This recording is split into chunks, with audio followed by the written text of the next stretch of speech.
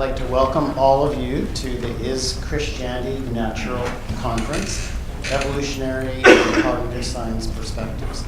I want to briefly introduce the project to you. It's a joint project of the Murdoch Charitable Trust, which is the funding agency, the Calvin College Seminars in Christian Scholarship, which is a program that I helped develop along with Joel Carpenter, who was at that time at the Pew Charitable Trust. Joel's right here. Many years ago, as ways to gather groups of scholars together, of Christian scholars who would work on particular topics and in particular fields. And so this is one of a long series, multiple years of similar seminars. This one in particular is a 3-year project. It began as a gathering of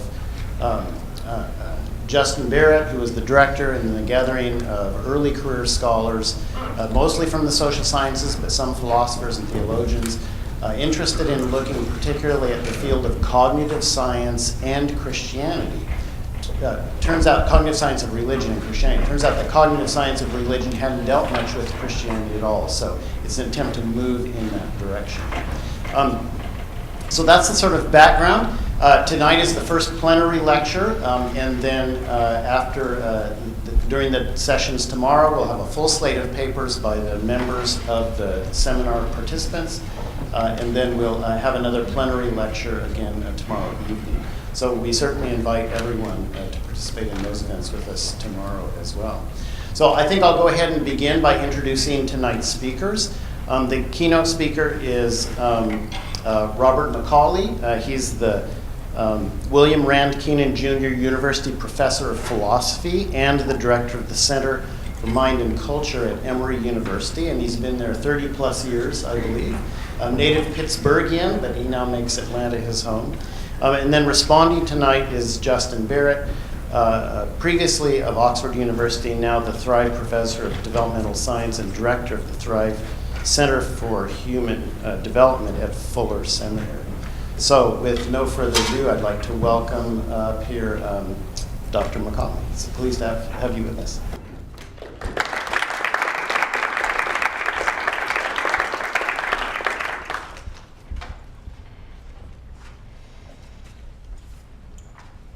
Give me a second.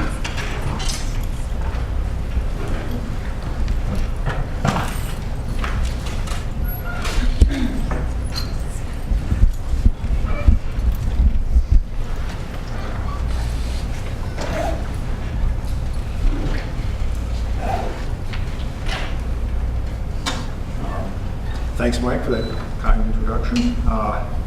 And thanks for the invitation. It is a pleasure to be back in Seattle. It's been, I'm afraid, a number of years since I've been here, but every time I come to this city, I always have the same reaction, and that is, I mean, it's just wondrous. I think it's one of the most wonderful, beautiful places I've ever been in the world. The plane, came in right beside Mount Rainier, and, you'll kind of, it's wonderful. I like being here. But that said, I should get to business. There is, of course, a huge religion and science comparison industry out there. Oh, I guess I'm supposed to turn this on. Sorry.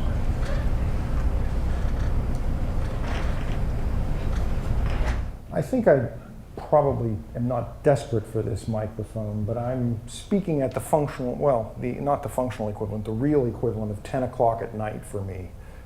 So I'm afraid my voice and stamina may be stretched if I just do it without the mic. So I'm going to use the mic, and I hope I don't blast you out of the place.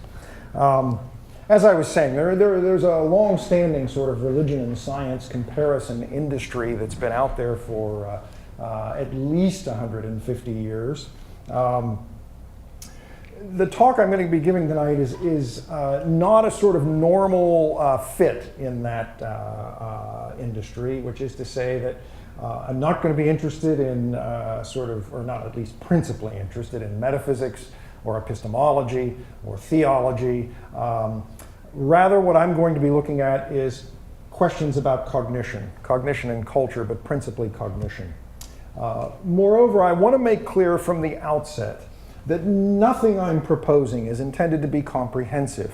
That is to say, I'm not telling the whole story about religion. I'm not telling the whole story about science. I'm not even telling the whole story about religious cognition or scientific cognition. This is just, as it were, some ideas that I hope give us a little bit of leverage to help us make progress with each of them. Okay, that said, now I changed that slide. Why did it come up that way? Okay. There are 4 parts to this talk because I found out that I was going to have a little more time than I thought I was. But don't worry too much about that final one because we'll see how time goes. But in short, what I'm going to do is spend some time talking to you about cognition. Then what I'll do is take some of the morals of what I have to say about cognition and apply them to thinking about science, such that I'll describe it, as you can see, as an cognitively unnatural activity that humans engage in. Then what I'll do in the 3rd section is talk about what I'll call the cognitive naturalness of religion. Now, I guess I understand that with most of the members of this audience, though not all of the members of this audience, there's some familiarity with this view. So I'll try not to belabor it, and I apologize if I'm just going over things you are already very familiar with. If time allows, we'll go on to that 4th section, the famous invisible 4th section, okay, in which what I'll talk about very, very briefly, it's actually just a single slide, but it's looking at some unexpected consequences of carrying out this kind of comparison of science and religion. In each case, what I will do also, in talking certainly in the 2nd and 3rd parts about science and religion in each case, I will talk about both cognitive products and cognitive processes. Okay? All right, a little bit about cognition first. Oh, no, there it is. I know what happened. Okay, there. See, it is unexpected. I told you. Okay. Let's talk a little bit about cognition. All right. Actually, out there in the world of cognitive psychology, for well over 40 years, there has been a distinction made that is captured under the rubric dual processing theories. At one level, this is fairly straightforward. There's been a huge literature, and there's all sorts of things to say about this, and there's some controversy that surrounds some of it. But I think it's fair to say that it has prevailed. That's a distinction between broadly what I'll call reflective as opposed to intuitive. I mean, there's lots of terms that are used, but these are as good as any. In short, each carries, as it were, a sort of constellation of properties that contrast with one another. And probably the one to start with is simply conscious and unconscious. I think it's fair to say that at least most of our, what we take to be our reflection seems to rise to the level of consciousness. We carry out reflection often consciously. That conscious reflection itself is got some of these foundations, I think, is also true, if you want to know the honest truth. But mostly the intuitive stuff is unconscious. This is stuff that human minds do that sort of just pop into consciousness. Our implicit conceptions, in contrast over there, in contrast to our sort of consciously held beliefs and theories. The intuitions range across a huge number of domains, but actually let me not do that right now. Okay, conscious reflection tends to be deliberate. It's slow. It's overwhelmingly linguistic as we experience it. Most of us spend most of the time, whenever we think much about our thinking, we find that we're thinking in language, typically our native language. Okay. The fact of the matter is, most of the intuitive stuff, although it's something about which we have a remarkable command, it's not typically stuff that we find very easy to put into language. Oddly enough, one of the best examples of this is language. It's really my favorite example, okay? If I now say to you, and I'm quoting, by the way, curious green ideas sleep furiously, I assume I've got a room full of native English speakers, and every native English speaker is going to know there's something wrong with that utterance I just made. It's a little different from the utterance, green ideas, sleep, curious, furiously. That's got problems as well, but it's got different problems, and we're aware of that. Now note, any native English speaker is going to note that straight away. It's, again, one of these intuitions, and you can already see what I'm saying here, fast and automatic and so on, okay? These things come automatically. But when you ask people to articulate the principles that inform these intuitions, the fact of the matter is, we're mostly at sea. We have no idea. Well, I know it doesn't sound right, but we kind of then actually what we'll start doing is hearkening back to our sort of grammar from 8th grade when we had to diagram sentences, at least if you had a good education. Okay. All right.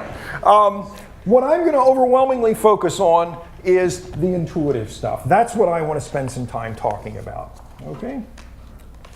Now, let me set this same distinction up and let it look a little differently. Again, what I want to talk about is the intuitive stuff, and I'm going to call that stuff, partly as a matter of convenience for the purpose of making some contrasts particularly striking, I hope, call that stuff cognitively natural. And there is a sense in which it feels cognitively natural. Something that, as it were, sort of comes automatically and fast to you, in contrast to stuff that you have to work really hard to figure out. If you're going to call either of those natural, it would seem as it would be the former category. Okay. I have in mind, I'll read a little bit here, specific beliefs or actions that arise automatically and instantaneously and are held or done without reflection. I should add that we presume that the knowledge we get from these kinds of systems, we just presume are sound, though in fact they're radically underdetermined by the evidence. This includes both knowing how and knowing that. Knowing how to adjust your gait as you walk across an uneven terrain. This is stuff that human beings, in most circumstances, just do automatically. You don't sit and consciously worry about each footstep. You just move your way across a field. But likewise, knowing that, if the telephone rings at dinner time, the inference that you draw, and you tend to draw it automatically, is somebody wants to sell me something, right? That's why they're calling it dinner time. At least that's who calls our house at dinner time. Now, actually, I would like to focus for a moment on that sort of second case because it helps me to draw a contrast that I want to draw. Probably as good as any illustration of sort of contemporary discussion of these ideas is in Daniel Kahneman's new bestseller. Alas, I'm discussing this stuff too. Mine isn't a bestseller yet, but that's his book, Thinking Fast and Slow. Okay. The fact of the matter is that what I'm going to be trying to suggest to you is that that with regard to that thinking fast, there's a further distinction that deserves to be made, and it actually, so far as I know, isn't made very often or very clearly in most of the psychological literature, somewhat to my surprise. And that's a distinction, that's what I'm going to focus on, okay, between what I'm going to call practiced naturalness in contrast to maturational naturalness. Okay, and always the red gives you the clue about where I'm going. Okay, what I'm interested in is the maturational naturalness. What is practice naturalness? Practice naturalness is in effect expertise. I don't mean anything esoteric by that. Everyone in this room is an expert in all sorts of things. One of my illustrations, since I do give talks around various places, right, is to just use the public transportation system in any given city. Those of you who are from Seattle know the public transportation system, at least some of you do. And the people who use it regularly know it cold. But any newcomer knows that when you go, for example, to the train or to the buses, you're puzzling. Now, how is it? Do you have to put in exact change? Do you have to get the thing validated? On and on and on. Now, you can learn it pretty quickly. It's not too tough in any city that I've been in anyway, but it takes a little while, right? You don't have practice naturalists. You're brand new. But all the people, so there's millions, literally, in some cities that, as it were, are experts on something like this, okay? And think back about that list of characteristics. Fast, automatic, Okay, online, not verbal, which is to say that when you go up and ask them how you do it, right, they'll start to tell you, and if they're not right there where the machines are, inevitably they will forget something. There'll be some little variable in the thing that they've forgotten. Why? Because it's automatic. It's so automatic they don't even realize there's certain things they've forgotten because it's so automatic, okay? This yields a kind of oxymoronic notion of what I'm calling practiced naturalness. So naturalness can be acquired in certain areas, as it were. This is what, indeed, we have a standard English idiom for, right? We say that certain things eventually become second nature. But that's what I'm mostly not going to be interested in. What I want to talk about is what is first nature. That is to say, these maturationally natural intuitions and conceptions that human beings seem to possess. Okay, yeah, those are the ones, right? All right.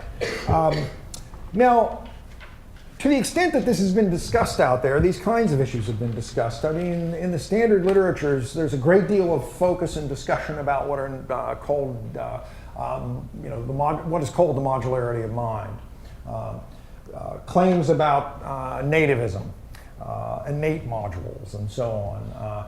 I mean, most famously, all the way back into the 1950s, Noam Chomsky argued that human beings have, as it were, an innate module for language acquisition. We have what he called LAD, a language acquisition device. Okay? That's why it turns out that little kids can learn language even though it's so incredibly complicated. But they don't learn physics. It's incredibly complicated too, but they don't learn that. Okay? All right, what kinds of criteria pick this out? Well, first of all, most of these systems appear pretty early. Most of them are up and running by school age. And a comment about this is why school age turns out to be just about the same age across all cultures. I mean, there's a little bit of variability, but not much. And actually, there's actual empirical research that shows with many of the systems I'm talking about, there's very little variability. In fact, it's astonishing how little variability there is in terms of the acquisition and command of some of these systems. Interestingly, these systems are up and running before human beings realize that they're up and running. Everyone in this room remembers when they learned to ride a bike. No one in this room remembers when they learned to walk. Everyone in this room remembers when they learned to read and write. No one in this room remembers when they learned to talk. There's a contrast between practiced as opposed to maturational naturalness. Okay? Okay, these systems address basic problems. By that, I mean problems typically concerned with human survival. I mean things like the perceptual recognition of faces, the cognitive discrimination of syntactic distinctions, and action responses in response to environmental contaminants. I mean, three rather different domains, but all of them I would count as maturationally natural. These systems and their appearance virtually define normal development. I'm sure I've got a number of parents in the room. If your child doesn't sort of show these things on a sort of pretty standard developmental schedule, you get concerned and you take your kid to the doctor. My daughter literally did this with my second granddaughter because at 14 months she still wasn't crawling. And my daughter thought, she ought to be crawling by now. What's going on? You know, so she took her to the doctor. It turns out there's a fair amount. You know, I mean, it's a bell curve. There's some outliers at each end, right? She's crawling now. She's walking. She's talking. It's all cool. Okay. They do not depend on any culturally distinctive support. That is to say, the acquisition of these systems doesn't turn on instruction. You don't instruct your kid how to walk. You don't instruct your kid how to talk. You just talk around them and walk around them. And then they start doing stuff that's like that. And then eventually, they're doing it themselves. It doesn't require schooling or artifacts or specially prepared environments, though we do prepare environments at times. I should add that there is actually some research coming out of Karen Adolph's lab at NYU that shows that when parents, as it were, try to aid their kids in walking, they actually hinder them. That it's, in fact, the attempts to instruct end up getting in the way. They don't help a bit. Okay? These systems, I would argue, constitute domain-specific systems at the end, and by the end, I mean by the end of their development, if there is at least a kind of mature state. I don't know that any of these systems has an absolute end, but a mature state of development, if not at the beginning. And I really want to hedge about the beginning. I'm not a sort of rabid nativist, and I'm not even a rabid modularist.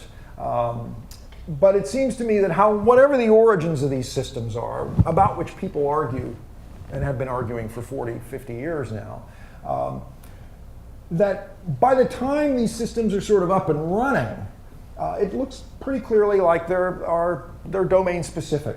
I've mentioned already things like faces, language, dealing with contaminants, and so on, and I'll give you some more illustrations in just a second. They engage when triggered by distinctive cues. A few diagnostic cues are enough. The way I said it in a class I'm teaching at Emory, actually just Thursday, yesterday. Yes, I was teaching at Emory yesterday morning. Yeah. Okay. These systems are really stupid systems. The fact that a few diagnostic cues is enough to get them rolling means that we are susceptible to illusions. Because if you can find a system that mimics the cues that get these things rolling, that's enough for them to fire. My favorite illustration, because I take it everyone in the room will understand this one instantly, is simply the modern invention of movies. When you are sitting in a movie theater, you see a whole world filled with people doing things, climbing mountains, talking to each other, having social relations of a variety of sorts, driving cars, doing all kinds of stuff. You want to dispel all that instantly? Just walk down to the side of the screen and look across the screen. And then what you'll realize is all you're seeing is a bunch of light flickering on a surface. Right? But we're off and running if we get cued the right way.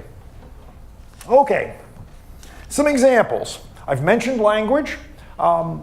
Also, the basic physics of solid objects. Research by René Baillargeon at Illinois, Liz Spelke at Harvard, and a variety of their colleagues shows that it turns out that babies know some things about the physical universe. It's interesting what they do know, and it's interesting what they don't know. Famously, they do know that two objects cannot occupy the same space at the same time.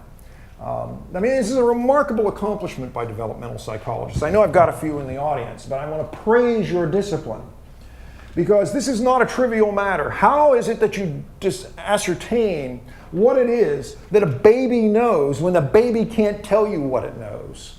And of course, the designs of these experiments are just brilliant. And so we're able to, indeed, if you want to talk about the designs, we can afterward. As I said, there's lots of evidence. They're mostly magic shows. That's really what it comes down to, right?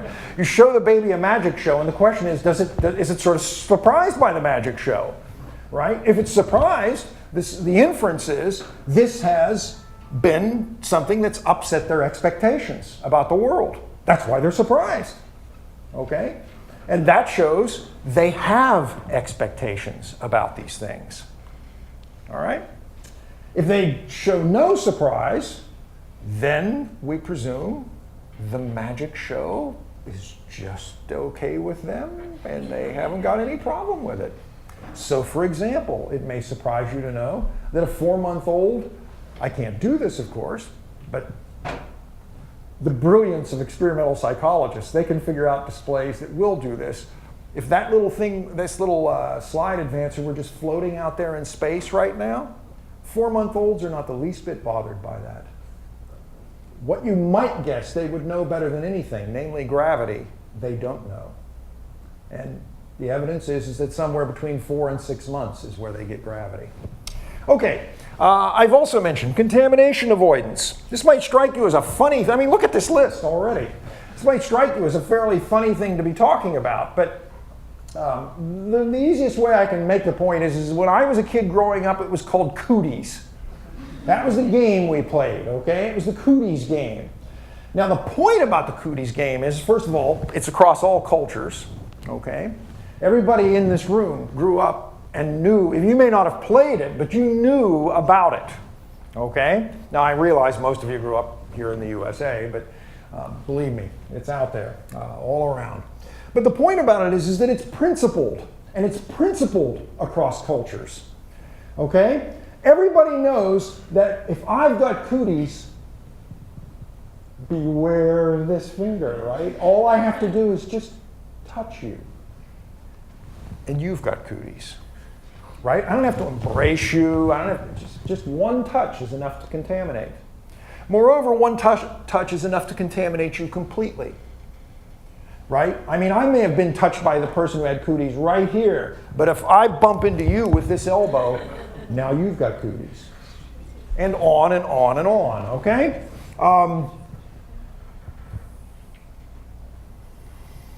Yeah, I could talk a lot about that, but I won't. Okay. Lastly, not lastly in the sense that this exhausts the list, just in terms of the examples I'm going to give you.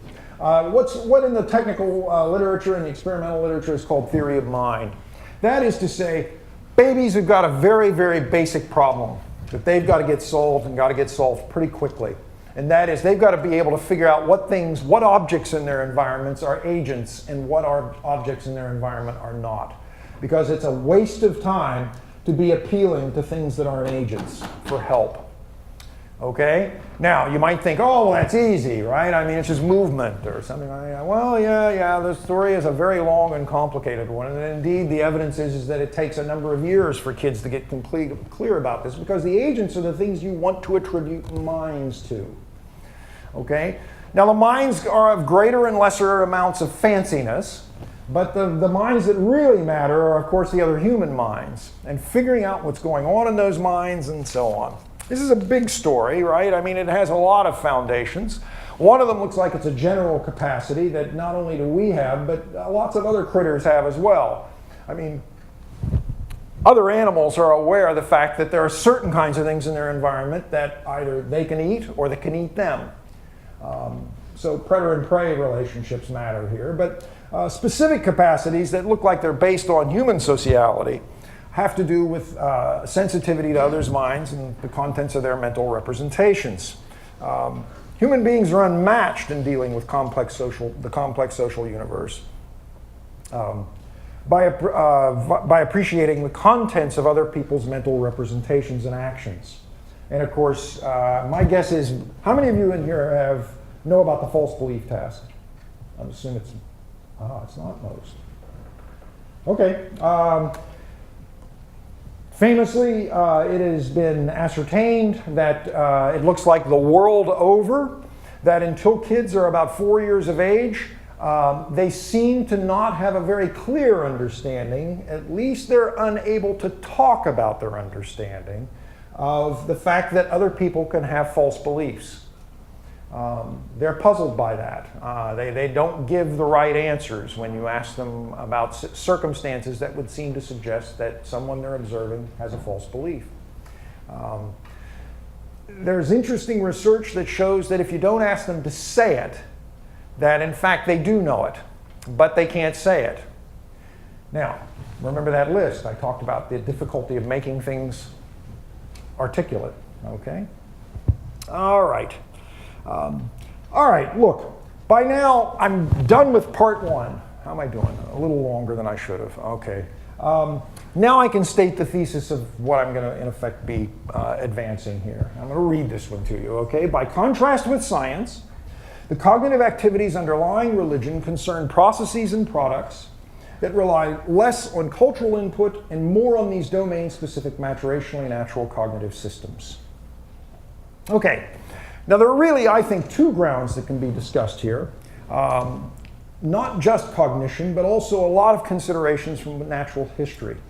So I'll say a few things about those fast, but my focus will be on cognition. What I'm going to be suggesting is that religion relies on normal variations in the operations of garden variety cognitive mechanisms.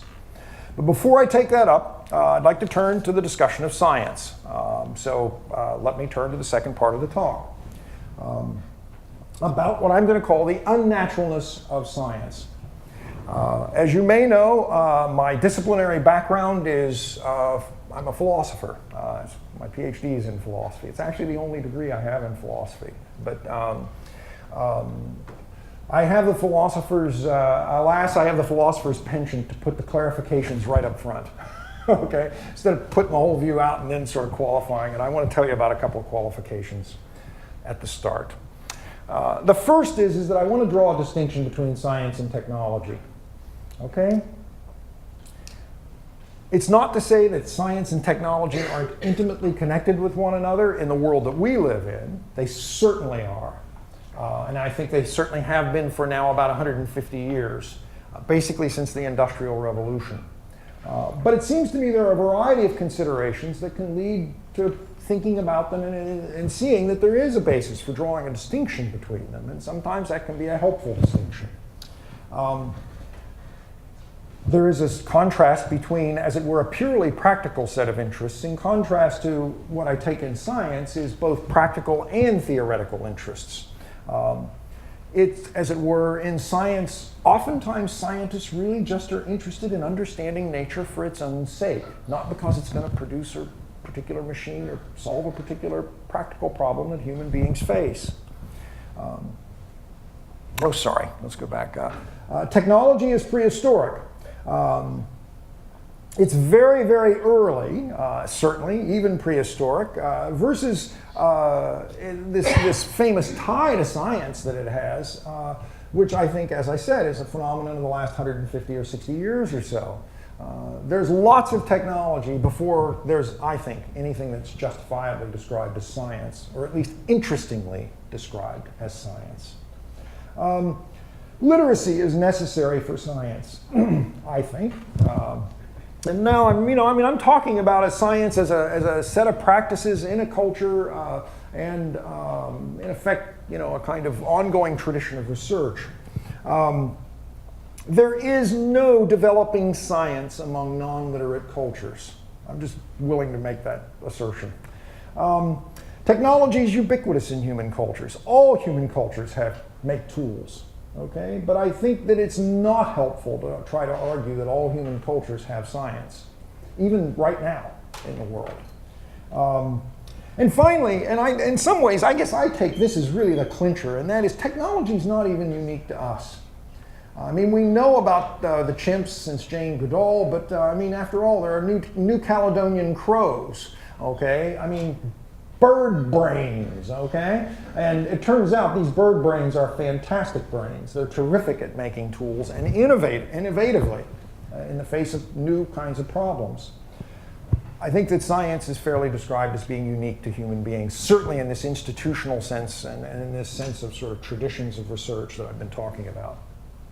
Okay, that's the first qualification. Qualification number two is that some dimensions of science do involve natural cognitive inclinations. What I have in mind here is the formulation of theories and sensitivity to the importance of evidence. Okay? I think that human beings are natural theorizers. Right there, I've used that word natural again in a cognitive domain. When we run up against an anomaly, we're just like those kids in the developmentalists' experiments. Whoa, what's happened here? I better think this through. And typically what we do is leap to a new theory. There's lots of interesting and good developmental research being done out there, including by some folks right here in Seattle, on babies' sensitivity to evidence and sort of understanding that if they get counter evidence, it matters. But both of these things are vitally important to science.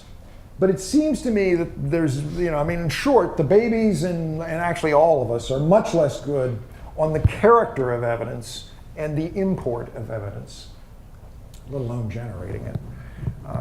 In short, what I want to say is that science involves another whole set of enterprises. Its products are radically counterintuitive, I think. In this sense, they're unnatural. And because of that, they're difficult to learn and understand and master. But on the critical side of science, why evidence matters is it bears on how we assess these products, these theories. And that turns out to be a very, very difficult enterprise. Okay? All righty.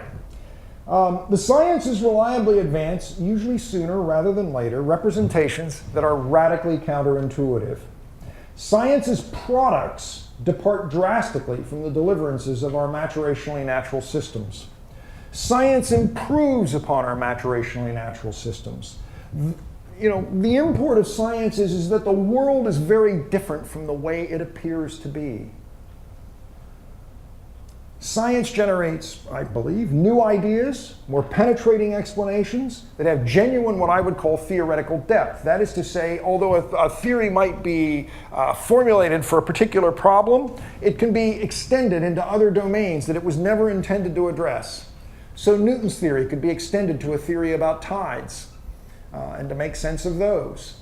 And on and on and on. And that's how, as it were, scientific theories are independently testable. Science reorders, it recategorizes, it regroups by way of, now this, I'm reading this because this is important, by way of unobvious regularities.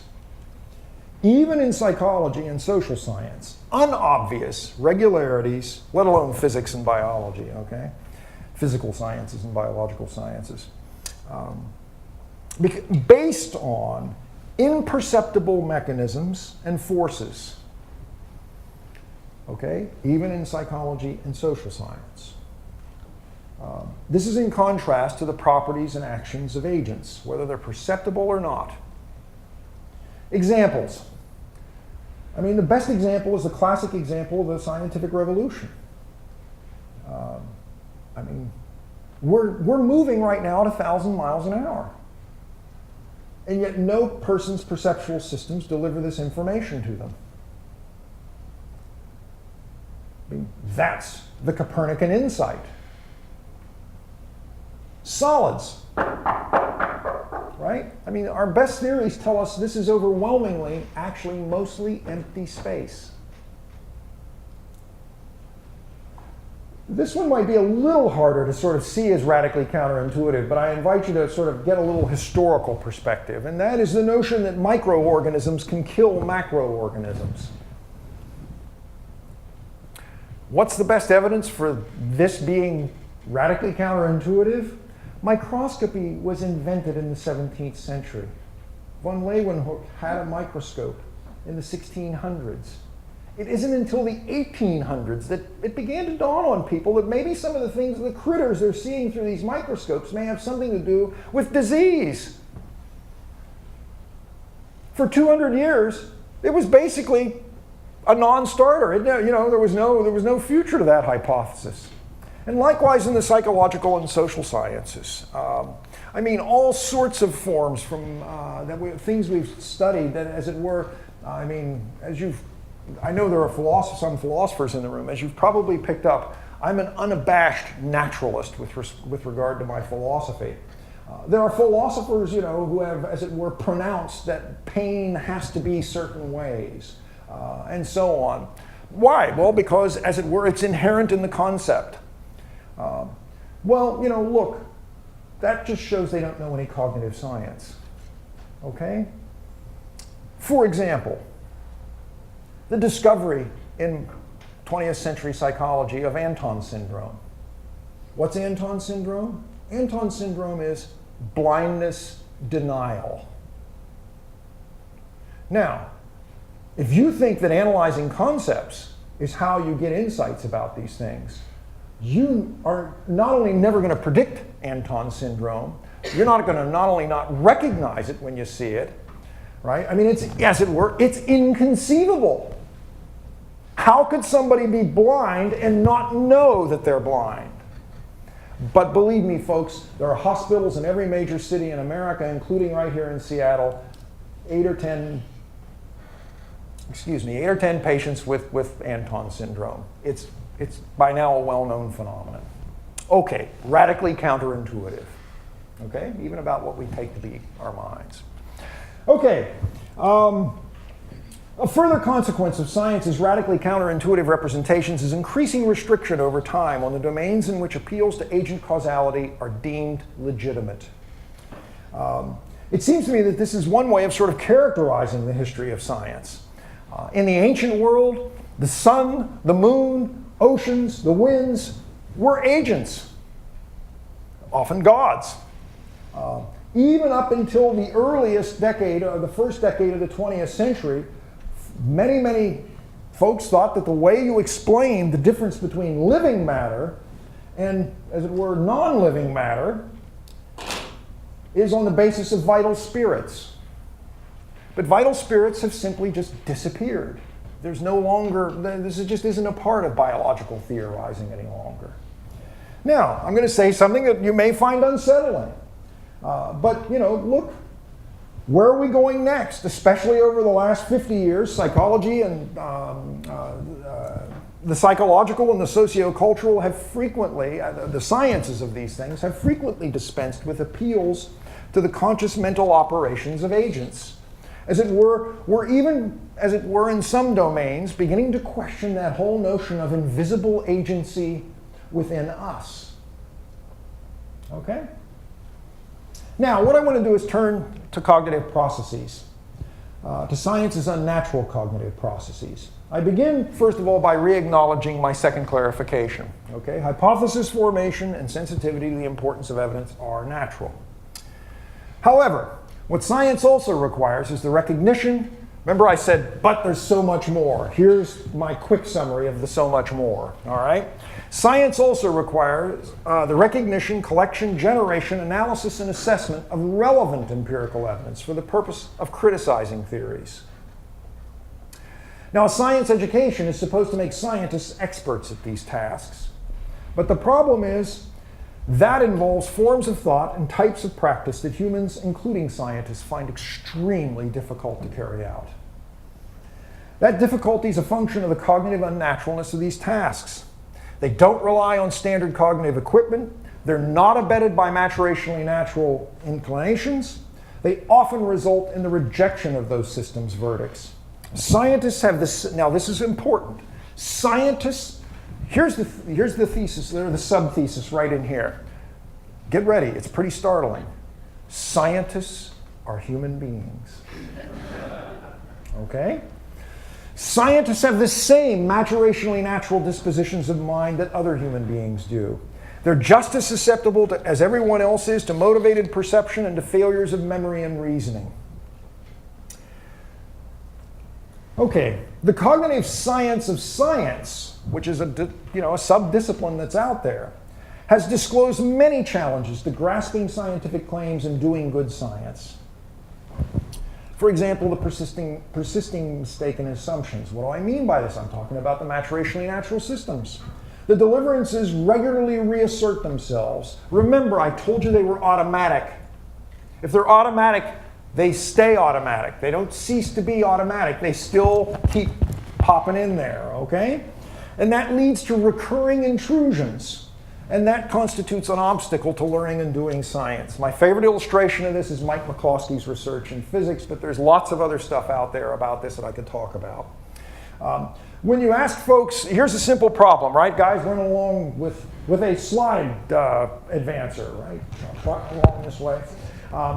When he drops it, what is the path that the slide advancer will take? Okay, or the ball, the red ball in this case. Okay, we've got three options here.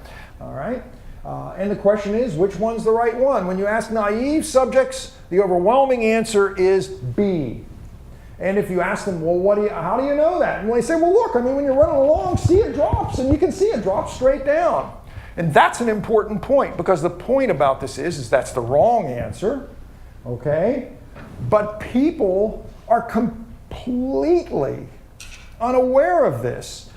These relatively ordinary phenomena pose perceptual, explanatory, and predictive problems that go completely unrecognized.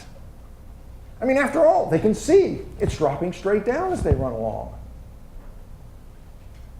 I trust everybody's with me, and you've got the point there, okay? The correct answer is A. But the most important part of this research, and now here's the punchline about this research, is that what McCauley finds is that over 25% of students who have successfully passed a year of high school physics or a semester of college mechanics revert to be. That's what I mean by the intrusion of maturationally natural conceptions. About 10% of naive subjects give C. We can talk about that if you want to later. Okay, I have a view about that. Okay, persisting mistaken assumptions.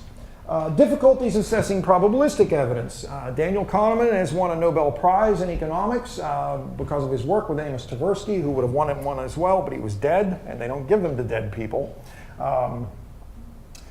What they showed, in short, is that everybody is rotten at carrying out probabilistic inference, okay? That people routinely violate the norms. The crucial point about this, I heard Dan Kahneman once speak, actually, here in Seattle is where I heard him, years ago.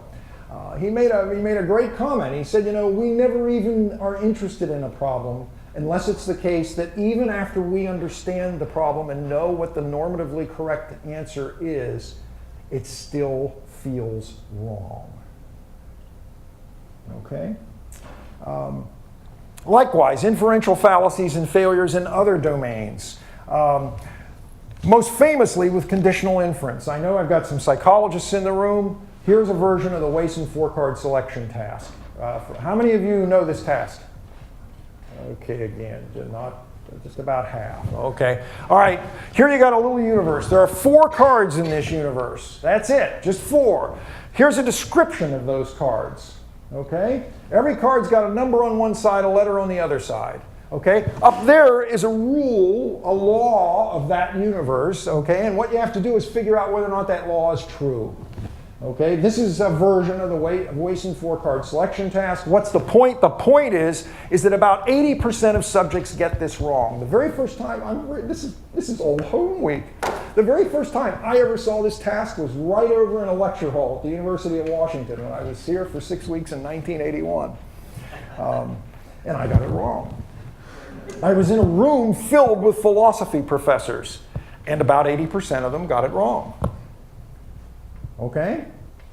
All right, well, the answers are A and 3, but the crucial point about this is that this is what makes philosophy professors just embarrassed as can be, because these are the 2 most basic forms of hypothetical inference. They're called modus ponens and modus tollens. But when you put them in a form like this, all of a sudden, people are baffled. Okay? The crucial point here is that it's this kind of hypothetical inference that's pivotal in science. Here's a hypothesis. How do you test it? And the answer is 80% of us are clueless most of the time. Okay? All righty. Another consideration, and by the way, this is not an exhaustive list. It's a representative list. Confirmation bias. In short, we tend not to try to go out and find evidence that defeats our theories, or if we do find evidence that defeats our theories, we work very hard to explain it away. What makes science work, and indeed this is going to be my line further on, right, is that it's a social set of arrangements. And that is to say, we're not so great at sort of figuring out how to defeat our own theories, but we're really terrific at figuring out how to generate evidence that might defeat our competitor's theory. All right? This is akin to what Dan Ariely calls the IKEA effect. This is the scientific version of the IKEA effect. If you don't know what the IKEA, my guess is there's a fair number of folks in here who've got at least a piece of furniture from IKEA, okay?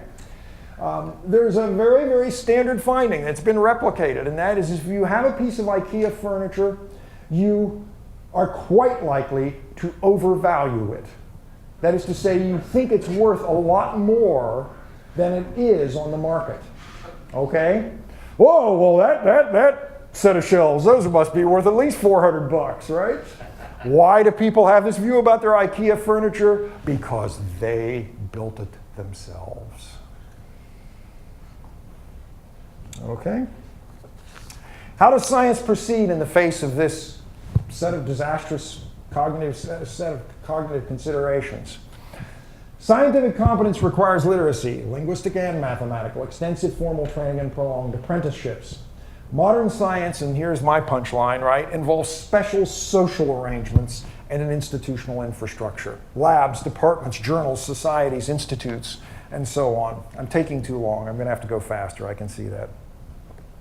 Most importantly, things like, and sustaining standards like peer review and the replicability of experimental evidence and its public availability.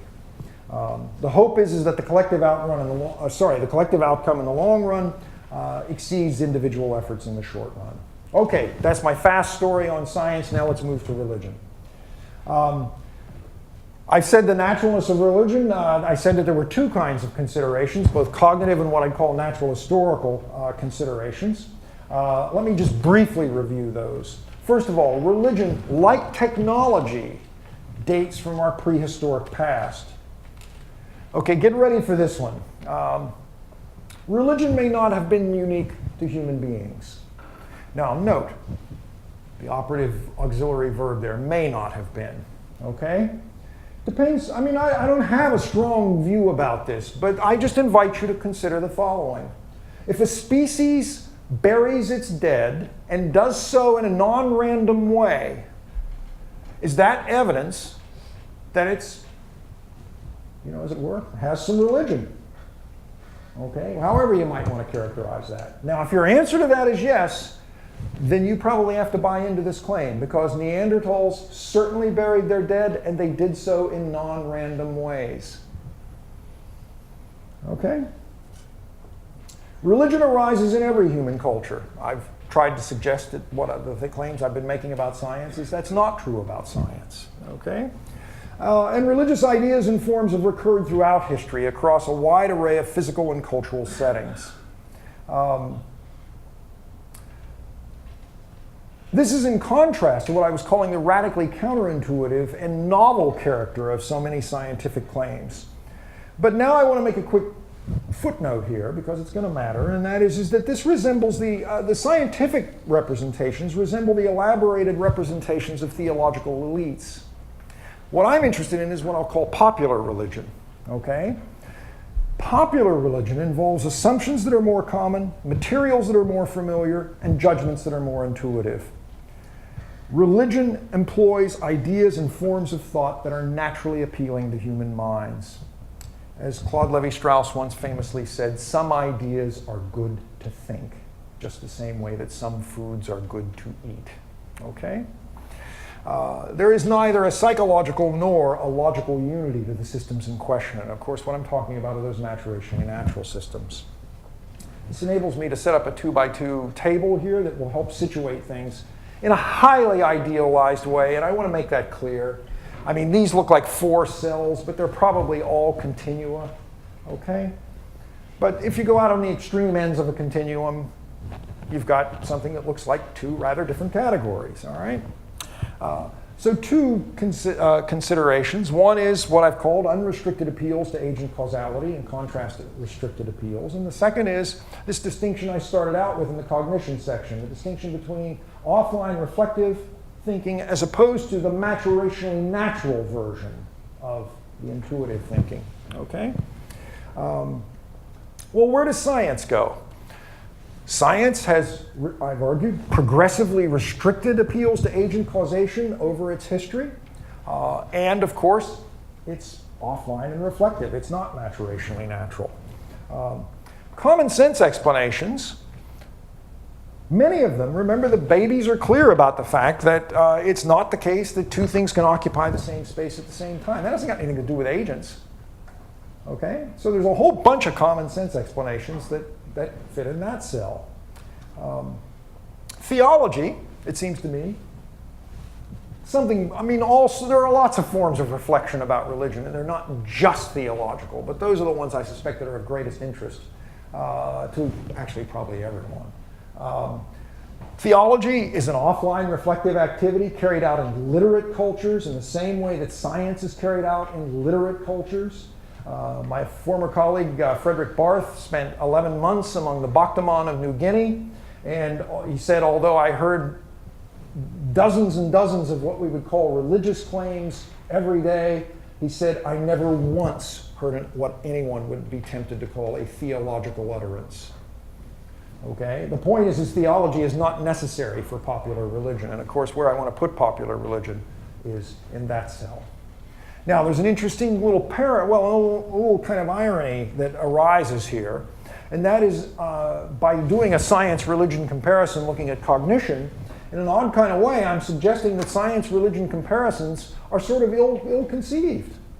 Why? Because it turns out both science and popular religion are both more like theology and more like common sense explanations than they are like each other.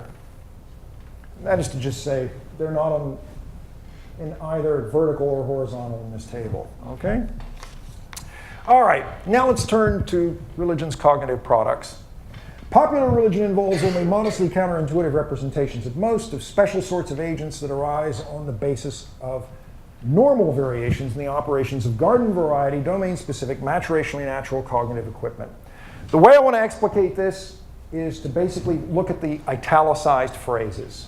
So, first, why does religion involve only modestly counterintuitive representations? Sometimes people use, not sometimes, actually most people use the language of minimally counterintuitive. For a variety of reasons, I'm a little hesitant about that. I prefer modestly. And that's because they involve limited, I'm modest about this, yes. Because they involve limited violations in three familiar domains. Okay, for those of you who've read Pascal Boyer's Religion Explained, or some of, actually it's really more in some of Pascal's other papers that this comes out most prominently. I'm going to just now in this next slide rehearse Pascal's views, right? Boyer argues that religious representations are substantially constrained on two crucial fronts. First is that they involve violations in three ontological domains: intuitive physics, intuitive biology, and intuitive psychology. Secondly, he argues that there are basically only two kinds of violations that occur, what he calls breaches and transfers. Okay? Transfers. A mountain that is alive transfers a suite of biological properties to a physical object. A snake that talks transfers psychological capacities to an organism without them. Okay? Breaches, by contrast, transgress an assumption about a domain. A ghost who walks through walls violates the notion that, remember the babies, they know this. Things don't walk through walls, right? That's not how it works. By the way, this is not sexism. Man is three letters. Woman and person are more, and if I put them in, they wouldn't fit. Okay? All right, cut me a break here. A man who cures others instantly is a breach of our understanding of sort of how disease works. And a person who knows others' thoughts violates our presumptions about psychology. I mean, we're pretty good at reading other people's minds, but we know that we don't sort of literally know other people's thoughts. Okay. The argument that Boyer makes is that these resulting modestly counterintuitive representations achieve a cognitive optimum, and this is what makes them culturally prominent. They're the kinds of ideas that humans like to think. They're attention grabbing. Okay? You got these violations. Whoa, okay, he can fly, huh? All right. They're highly memorable, and there's empirical evidence that actually even Justin Barrett has been involved in producing some of that, and likewise Boyer, across cultures and across religious systems. And most importantly, in some ways, they authorize default inferences connected with the ontological domains. I'll say a bit more about that in just a second. Okay. Why are these representations modestly counterintuitive at most? Because they're mostly not counterintuitive. The ontologies of popular religion are easy to use by deploying the default inferences of maturationally natural systems. Knowing that something is an agent, just knowing that alone allows us to infer that it has goals, desires, and preferences. It has a mind, in other words. That it finds some attitudes and behaviors offensive, and that it's disinclined to help anyone who manifests such. The point about this is that such knowledge about religion comes for free. This is part of humans' maturationally natural knowledge about the world that they live in. Okay? Why are the variations in the operation of this garden variety cognitive equipment normal? And that's because they arise in a lot of other contexts. So this analysis isn't just about religion. I should go back and, by the way, say in that 2x2 table, those are not the only things that fit in those cells also. Okay? There are other things that go in those cells. Here, I mean, what are we talking about? Folk tales, fantasy, fiction, commercials, cartoons, comic books, superheroes, and on and on and on. Hollywood and advertisers know about this just as well as cognitive scientists of religion. Okay, let me quickly turn to the processes, the cognitive processes, and I'll still, I think, be under an hour. Okay? Popular religion makes comparatively light cognitive demands because popular religions engage domain-specific knowledge that virtually all humans possess. Therefore, humans' maturationally natural cognitive capacities equip them to acquire religion. Crucially, they equip them to acquire religion in a way that is not at all true about acquiring science. Science takes a lot of hard work. We are not, Alison Gopnik and Andy Meltzoff and others, to the contrary notwithstanding, we are not born scientists. But we might be born believers. Okay. I mentioned some systems before. Okay? Language is a maturationally natural system. How does religion engage it? We all talk. I mean, you know, that's no news, all right? But I would suggest by the linguistic cues and glossolalia. Whether you realize it or not, I mean, I realize I've got a lot of folks who indeed are Christians in the room. Glossolalia is not something that is confined to Christianity. It's in lots of religions. Okay? What goes on? Now, there's all sorts of interesting things about our linguistic processing. I mean, all right, I'm going to take a minute or two more. For example, if I make noise,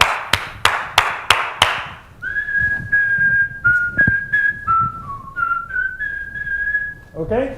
Those are noises. You hear them, right? I mean, you can hear that. But now I'm going to make some noise, and you're going to find that you've got two ways of hearing, and whether you realize it or not, you can't control them. Because here is an illustration of how you can't hear certain things as just noise.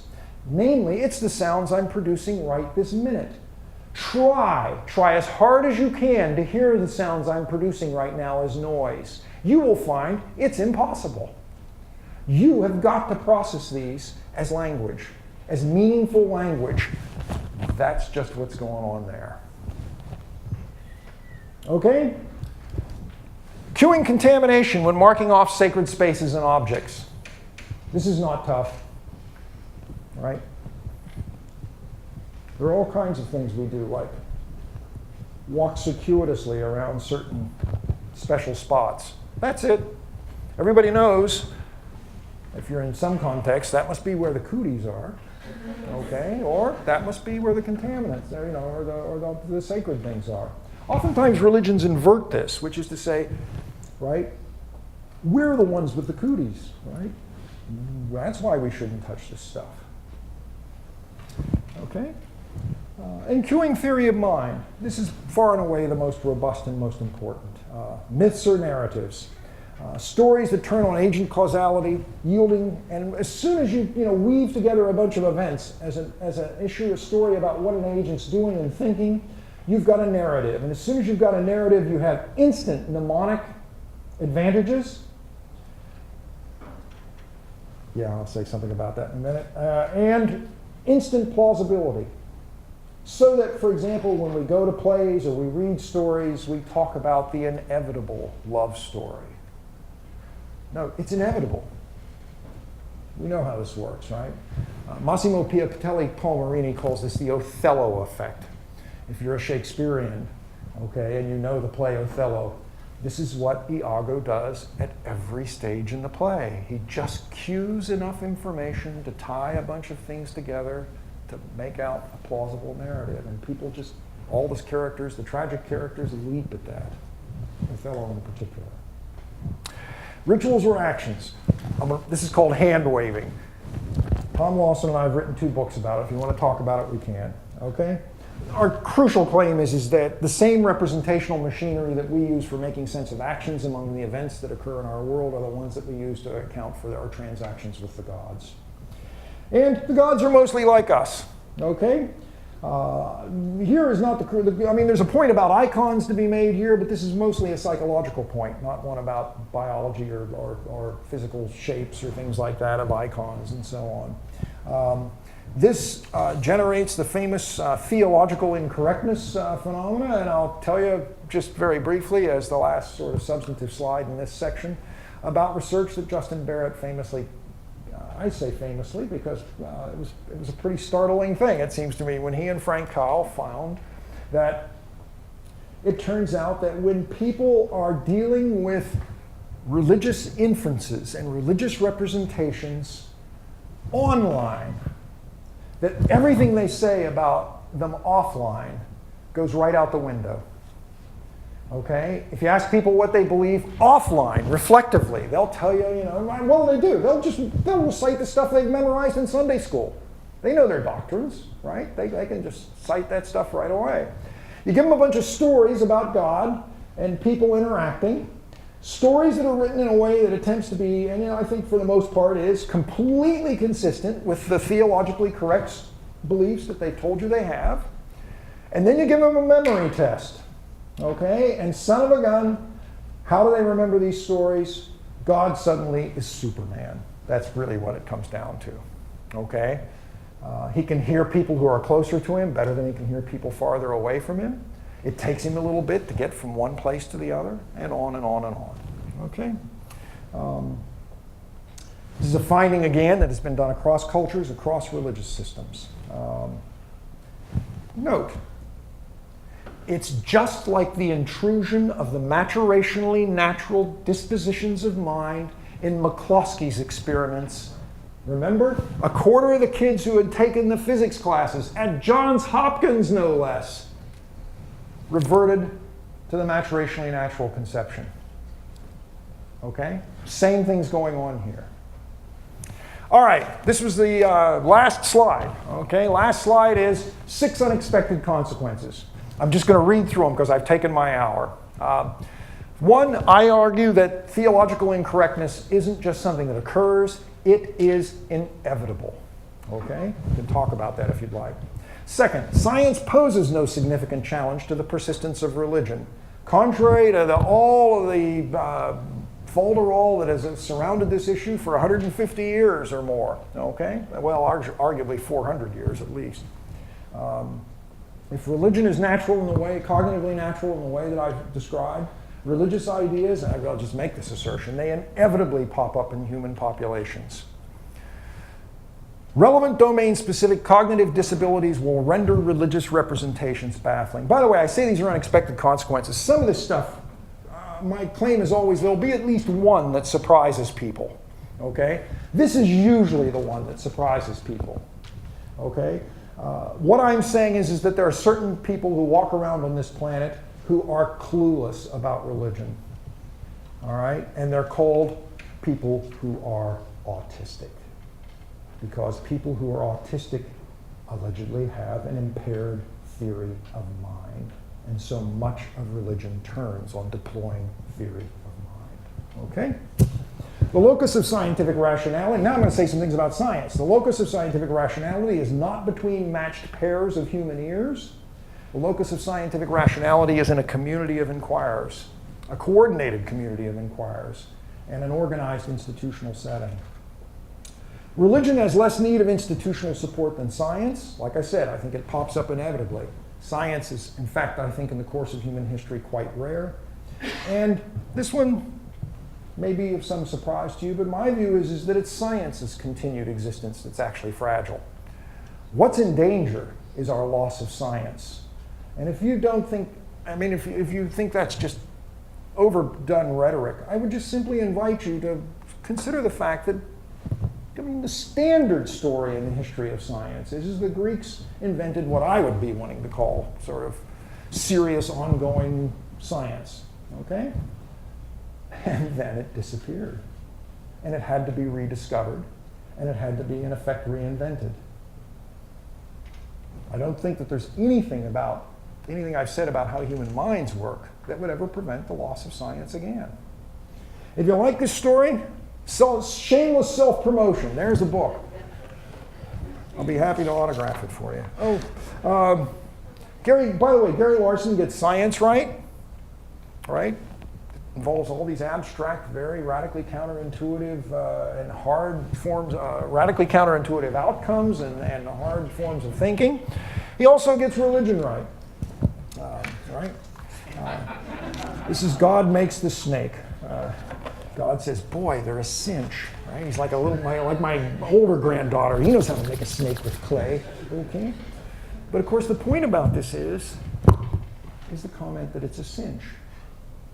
If you're God, everything's a cinch. Thank you.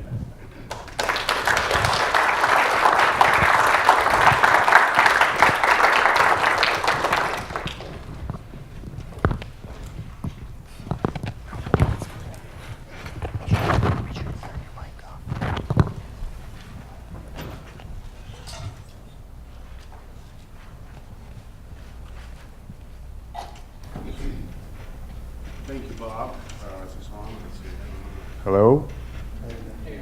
Is it? All right, thanks. Thanks very much, Bob. That was a lot of fun. Never gets old. Yeah, that means I've heard versions of this, but actually you've got some new material in it. And I'll remember anyway. I should have read the book more carefully, I suppose. He was good enough to autograph it for me.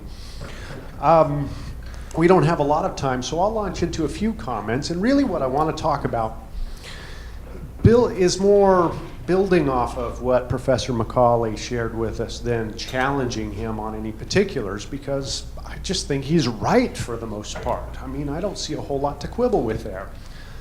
So I won't.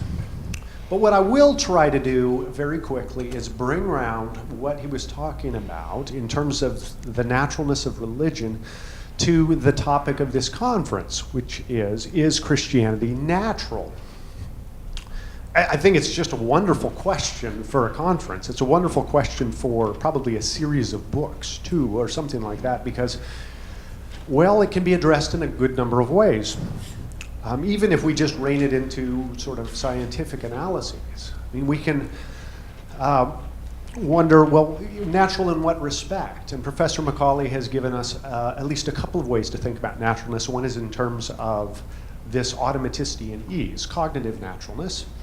But then even dividing that in terms of maturational versus practiced naturalness. So which is it? Is Christianity more practiced naturalness or maturational natural?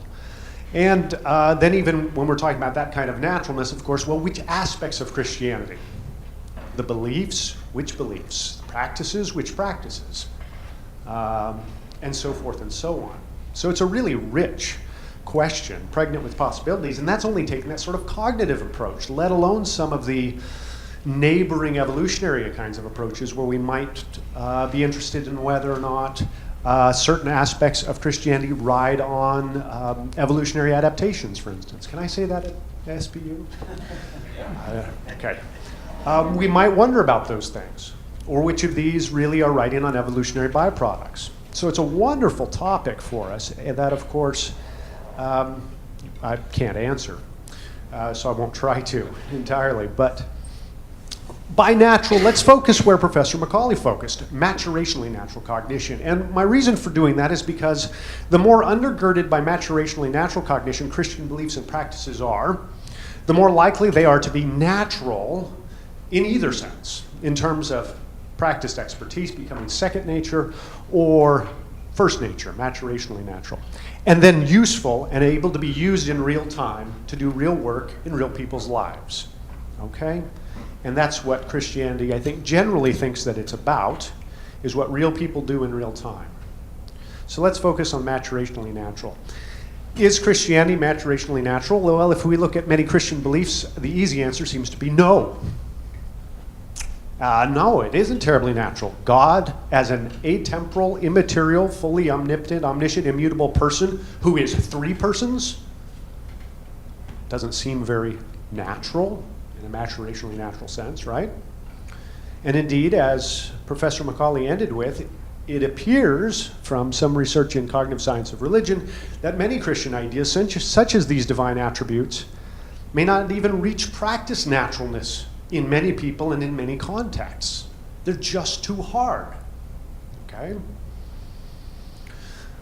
But it would be overstating it to say that Christianity is entirely decoupled from maturationally natural cognition.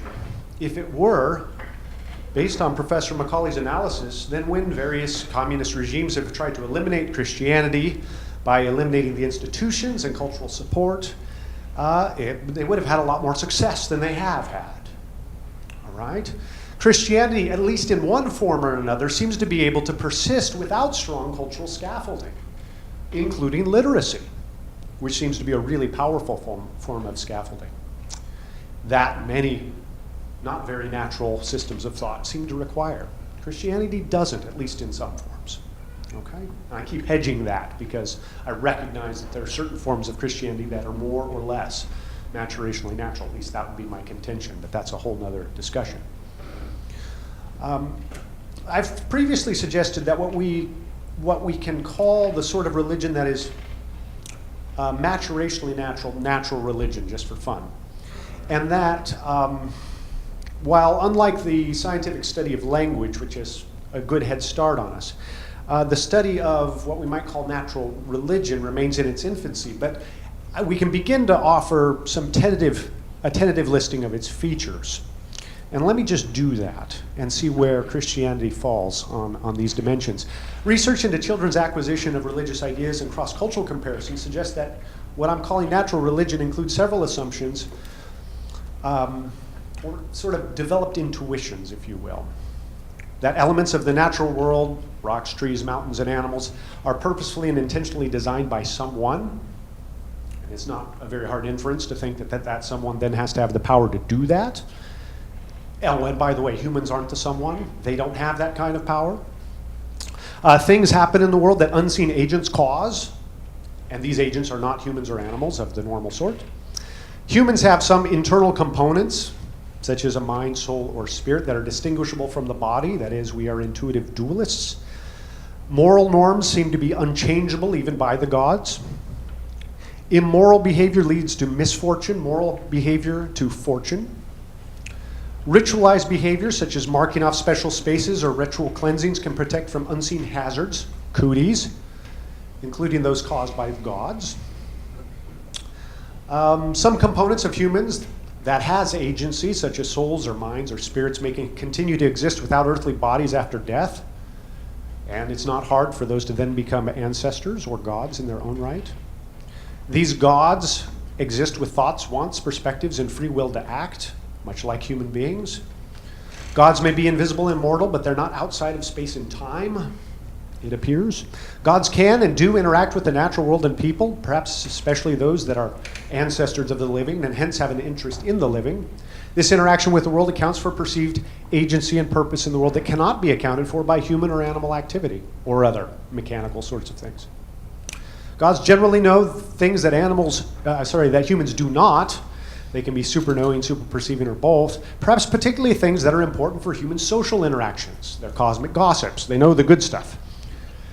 Gods, because of their access to relevant information and special powers, may be responsible for instances of fortune or misfortune. They can reward or punish human actions. And because of their superhuman power, when gods act, they act permanently. And so when they act in religious rituals, the religious ritual need not be repeated. That one sound familiar? I mean this listing of the features of natural religion to be illustrative and tentative rather than exhaustive and definitive. Additional research is needed to substantiate or falsify the various aspects of natural religion. Other cognitive scientists of religion would undoubtedly offer additional features, but I think these are good candidates and they seem to support each other's intuitive plausibility. Now, this natural religion subsequently becomes specified, amplified, or even contradicted in particular cultural settings, what we often call theology. Not unlike how we learn particulars of our native language. For instance, in Christianity, Islam, and Judaism, the idea of a god or gods purposefully orders the world is elaborated in the notion of a supreme cosmic creator. One, not a whole bunch that are working on a team. Further steps might include specifying the properties of the creator, such as being non-spatial or non-temporal, or a trinity, as in Christianity. But note that with each level of amplification or elaboration, these ideas often move further away from natural religion. They become less maturationally natural, oftentimes, but not necessarily. Another example pertains to the nature of humans and what happens after death. Natural religion grants some component of humans can continue to exist after death. Such a notion can remain fairly vague, as was arguably the case for the ancient Hebrews, but alternatively, the nature of existence after death can be amplified into ideas about ghosts or ancestor spirits, which we see in much of the world, or patterns of reincarnation, or bodily resurrection, as we see in Christianity. Okay? Christianity then builds upon natural religion in some elaborations that, while not natural, are not counternatural in many respects. Okay? Modestly counterintuitive. Or maybe not counterintuitive at all, but just elaborations that aren't specified by maturationally natural cognition. And maybe Christian afterlife beliefs may be examples of such an elaboration. But in some cases, Christianity may be counternatural or even counterintuitive. And I'll come back to cooties, because that was a really nice example. They are extremely natural, right? In religious systems, cooties lead to certain types of rituals to counter contamination. Some people have cooties and they need to be ritually removed. Certain behaviors may make you ritually unclean. This is natural religion. But here's a case in which maybe Christianity actually challenges this kind of natural religion. Jesus appeared to teach against this kind of natural religion. People aren't unclean because of their lack of ritual observances, he challenged the Pharisees, such as ritually cleaning their hands, but are unclean because of what they say and do.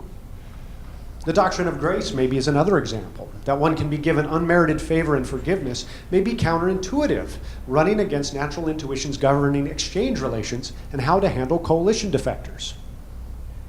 An exhaustive analysis about which aspects of Christianity are largely maturationally natural or not would be, well, exhausting, as well as exhaustive. It'd be exhausting.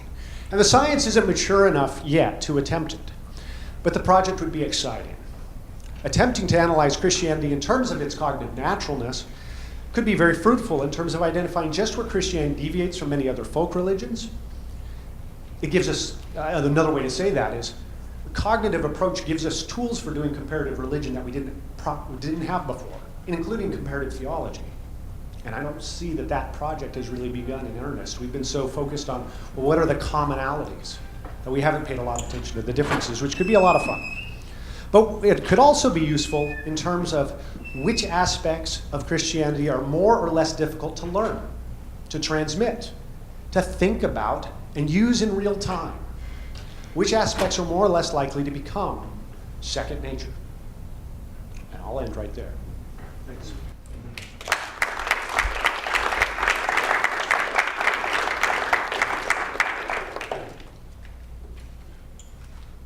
Our host has left us. Mike, come back, Mike. Well, since he's not here, I guess we can't take a couple of questions until he runs us out of the room. So, Adam. Sure. So I noticed in the 4x4 from the I finished. presentation. Yeah. No, I had to sort of make some adjustments to the shuttle. So we've got one question that Bob needs to answer in there. Well, actually, no. We actually have 10 minutes now for question and answer. If you're willing to do that for us. So first, let me shut off the screen here. Distraction. Actually, that shouldn't make any noise, so go ahead.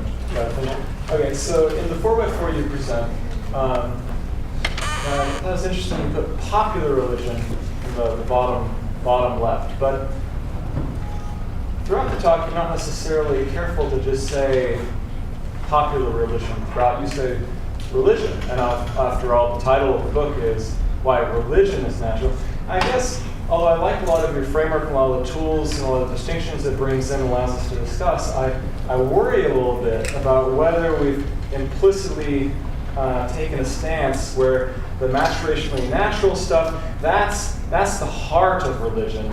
And then, theology or any sort of practiced naturalness that comes in with spiritual disciplines and formation, that's kind of like epiphenomena, right? So, when you evaluate any given...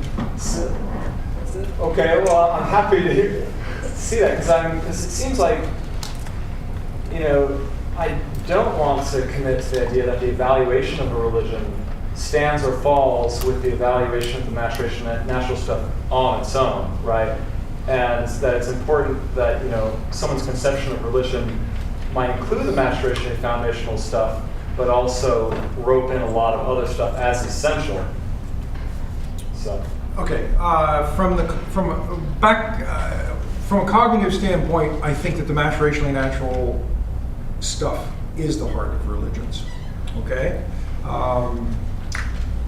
but it doesn't follow that other things that go on in religion that are carried out at the reflective level are epiphenomenal at all. It seems to me that religions. Remember, I said I'm not out to give a comprehensive theory of religion. I'm not out to give a comprehensive theory of religious cognition. I've just got some things that seem to me to get us some tools that give us a little leverage to help us advance our thinking and our understanding of these matters. In literate cultures, the theological enterprise ends up being very important. At least, I don't. Well, let's put it this way, at least in the framework of thinking about competition, for example, between religions.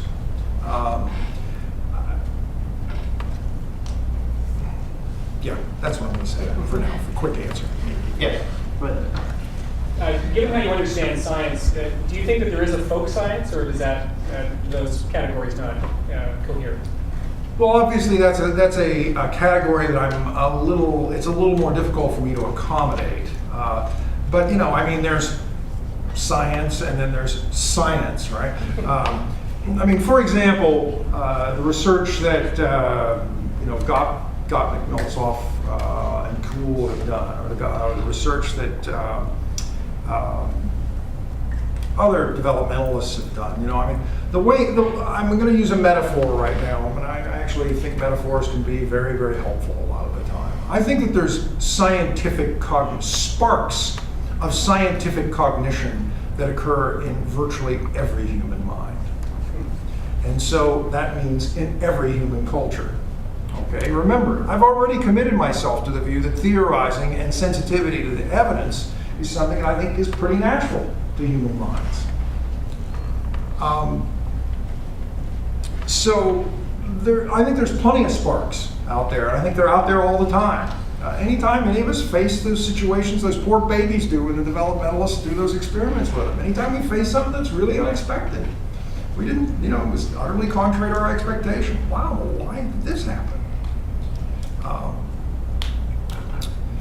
Okay, it's 11:30 for me. Hang on. There's a further comment I want to make. I think that also there might be said to be in certain cultures what we might call brush fires from those sparks. Okay? But what I'm interested in is the kind of big things that the Forest Service has finally learned to do. I'm talking about big, controlled fires, right, that are organized institutionally and are under very tight control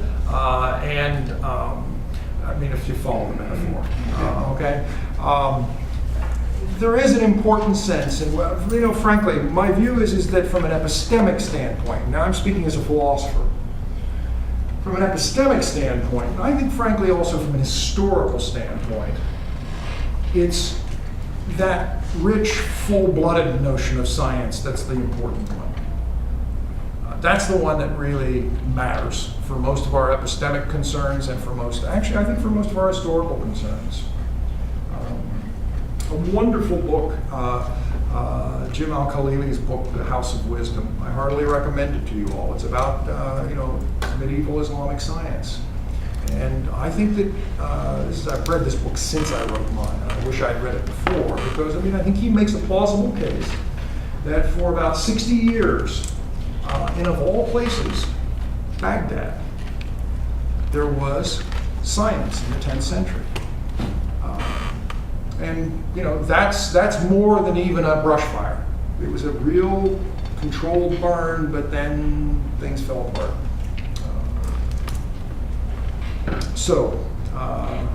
Was it folk science? What was the phrase you used? Right. Yeah, folk science. I think that the phenomena that are typically called folk science are perfectly consistent with the analysis I've just offered. Other than the language, which I believe is totally natural and innate, although I believe it's the structure and not the content, so I'm not sure how religion would sort of equate with the structure and not the content part of the naturalness of language. But this contamination, I really have a hard time with that one because I don't think kids at all know about germs or even understand that at all. And theory of mind, basic physics, all those seem to be more an understanding of a regularity that exists in our world than a regularity that's in people's minds. Let's say we're suddenly born into another universe. Would our minds always go back to this innateness that you think is born in our minds? Or is it just the regularities that exist in the world, our mind then is able to cue into those, and things where there's not regularities into the world, those look like practice naturalists or schematic. So people who live in plain terrains with no mountains, they don't develop depth perception, although we would think depth perception is natural. It's actually not. So how much of this is just a regularity in our world and less of a regularity of our mind? Okay. Well, there are many things to say because you actually touched on lots of big issues, important and empirical issues as well in some cases. I want to say straight away that I think that remember, I warned you in advance, amongst my colleagues, including this one over here, I'm rather less of a nativist than most of them, even about language, actually, okay? I'm not saying that the native story is wrong. I just think that I think it's an open question. I think there's lots of interesting scientific evidence on both sides. That said, I think that all of these systems meet, as it were, naturally develop, although I've generally avoided using the language of develop because it's already been used in another setting that's closely related, but naturally mature in interaction with environments. And you've used an example from the visual system. I'd be very interested in knowing the studies that you're alluding to. I'm aware of studies that pertain to that, and actually Joe Henrik and I have published a paper together in which we point out that even the visual system is tuned by culture. There's really, I think, very striking evidence for that amongst some matters that the modularists have thought were their sort of pillars of their positions. Theory of mind, the only comment I'll make quickly about that is the naturalness with which humans opt for theory of mind. I just invite you to ponder the number of times you've spoken to your computer, and if you lived where I did for the first 33 years of my life, you begged your car to start. We do it all the time. Contamination, first of all, you're absolutely right about this. Contamination is not in there initially. The babies, parents in this room who have raised babies, that's me. I've done not only my own kid, but my grandchildren, right? There's a point in life when they think playing with their poo is pretty cool, right? Contaminants, hey! No, this is the evidence looks like this is a system that is tuned. And by the way, my language in the book is that culture infiltrates most of these systems and tunes them. Okay, in the same way that if you grow up in America, you probably get tuned to speak English. You grow up in Norway, you probably get tuned to speak Norwegian. Okay, what you take to be a contaminant depends on your culture. Remember the point I made. The point is that the principles are general across all cultures, whatever you take the contaminant to be.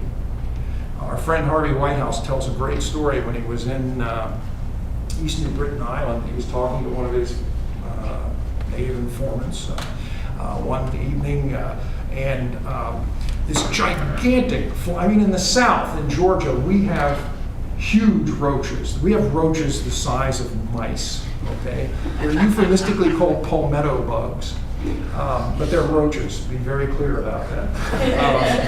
And in New Guinea, they have roaches the size of birds, okay? And Harvey was standing there one evening, right, and this roach, bird-sized roach, just flew down and landed on his chest, right? And it was like, ah!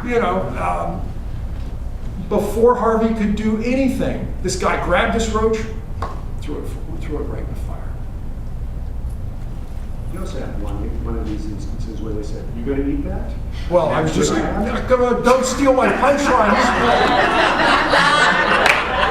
Justin, this is called timing. Even at 11:30 at night. Then, of course, the punchline is the guy reached down, pulled the roach out, and ate it. Okay? Culture tunes these contamination systems. So why are we germ experts? Why would you call that? We are not germ experts. Sorry, I'm glad you mentioned that again. A crucial point about this. There's loads of evidence, including, by the way, evidence in the Bible, that people were cued into this issue about contaminants long before there was ever a germ theory of disease. Literally thousands of years before anybody ever thought of a germ theory of disease. I guess I don't get why that's just not a regularity of the world. It's that germs can kill people. That has nothing to do with our brain. If you don't know that germs exist, then that's not a regularity of your world. And people didn't know germs existed until about 300 years ago. That's just an historical fact. We can talk more, I think. Yeah. One last question. Joel, yep. Or Jordan, go ahead. Jordan? I guess I want clarification. We're not really talking about Christianity in this discussion, are we? Because in the way you talked about religion, it seemed like theology was the science of, theology was the science of religion. And does that include, Christianity? We're not saying Christianity is natural in any way, right? We're not making that claim. I'm a little puzzled by the way you formulated your question. What I'm arguing is that in many respects, comparatively speaking, religion as it exists in human cultures is, in the sense that I've defined, cognitively natural. I suspect there's no one in this room who would want to argue that Christianity does not qualify as an instance of a religion, ergo it follows much about Christianity is cognitively natural. Okay. So we say much of any religion, Islam or Judaism, whatever it is, has elements of naturalism, but they themselves are not naturalism, right? If that makes sense. I mean, they have elements of folk religion or all the things that are natural, but they themselves have been developed as science has been developed. Well, what you're talking about is a set of conditions that arise in some cultures. My friend, Frederick Barrett, who spent that time along the Bachdaman, you need to understand something about the Bachdaman. When Frederick Barrett showed up to the Bachdaman did not know that there were any human beings who existed except for the people who lived in the lands immediately contiguous to them. Among other things, they did not know, it's not that they were non-literate or illiterate, they did not know literacy existed. So among other things, Barth carefully hid his pencils and notebooks and pens. This was back in 1968. That's one kind of set of cultural conditions that members of our species have lived in, including all of our ancestors, if we go far enough back. Okay? There are other cultures. This is mostly about the invention of agriculture and the consolidation of populations and the rise of cities and things like that. Read Jared Diamond's Guns, Germs, and Steel, the best book out there on this topic. that includes the invention of literacy. And as soon as you get literacy, you get an externalized object of your reflection. And that's a lasting object, right? It's not fleeting like our thoughts are. It's not fleeting like our speech is. Now we've got an objective thing out here that's intersubjectively available. We can all read this text and look at it. And that leads to all kinds of new exciting cultural developments. If you're asking me, does Islam and Judaism and Christianity and Hinduism and, as it were, the major world religions all involve that stuff? Sure, they do, because they all arose in literate cultures. Okay? But is all the other stuff there as well? Yup. I mean, one of the games that's played, and I don't know if I honestly, I do not, well, I'll just say what I gotta say. I trust everybody understands. I'm not out to offend anyone. But out there in the religious world, one of the games that's played is, our religion is different. Everybody knows this. Our religion is the special one. Out there in the world of religious studies, there's a game played, right? And it's typically the great world religions. One of the points about this project is that in certain fundamental regards, all religion is the same. Whether they like it or not. Okay, and on that, Bob, thank you very much.